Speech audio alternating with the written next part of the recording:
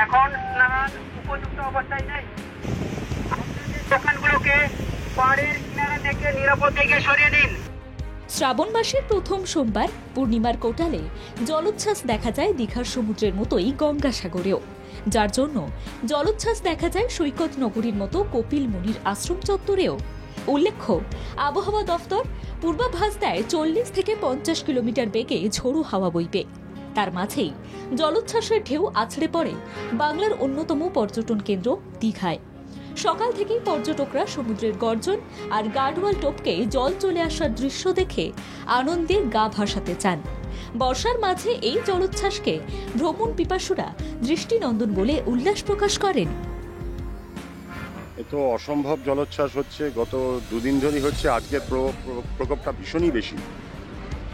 শুনতে পাচ্ছি যে আগামী আরো এক দিন বোধহয় এরকম এটা বাড়তেও পারে। তবে দৃষ্টিনন্দন তো বটেই, হয়তো অনেকেই স্নান করা বা যে কোনো কিছুর ক্ষেত্রে প্রচুর অসুবিধাজনক ব্যাপার দেখা যাচ্ছে, কিন্তু দৃষ্টিনন্দন বটেই। প্রশাসনের পক্ষ থেকে বারবার সমুদ্রে স্নান এড়ানোর জন্য বলা হচ্ছে।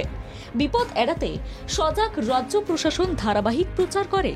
ভ্রমণ পিপাসুদের নিরাপদ দূরত্ব থেকে সমুদ্র দর্শনের অনুরোধ করা হয়। সে কথা শুনে প্রবীণ মানুষেরা দূর থেকেই সমুদ্র সুন্দরীর জলোচ্ছ্বাস চাক্ষুষ করেন।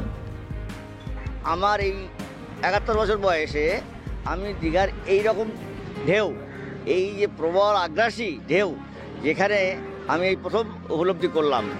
তো সত্যি সত্যি যেটা একটু আগে আমার বন্ধুবার বললেন যে এটা আমরা উপভোগ করছি অবশ্যই, কিন্তু কোনো মতেই এই অবস্থাতে প্রশাসনও বারবার করে বলছে। কোটালে দক্ষিণ 24 পরগনার গঙ্গাসাগরের কপিল মুনির মন্দিরের সামনে আছড়ে পড়ে বঙ্গোপসাগরের ঢেউ। জলোচ্ছ্বাসে ভাঙতে শুরু করেছে মন্দিরে যাওয়ার 6টি রাস্তা। নদীর পাড়ে থাকা গঙ্গাসাগরের পূর্ণার্থীদের জন্য তৈরি হওয়া দোকান ঘরগুলোর একাংশ ভেঙে পড়ে, চলে যায় নদী গর্ভে। ইতিমধ্যেই স্থানীয় মানুষ এসে সরানো শুরু করে প্রশাসন। ডিজাস্টার ম্যানেজমেন্টের পক্ষ থেকে নদীর কাছাকাছি মানুষদের সরে যাওয়ার জন্য বলা হয়।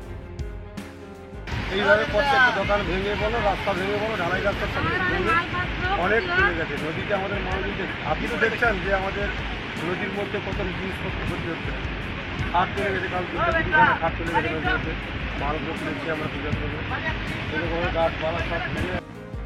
দীঘার মতোই গঙ্গাসাগরে ঘুরতে যাওয়া মানুষকে জলোচ্ছ্বাস দূর থেকেই চাক্ষুষ করতে হয়। বাবলু প্রামাণিক ও রাজীব নন্দীর রিপোর্ট, বাংলা জাগো।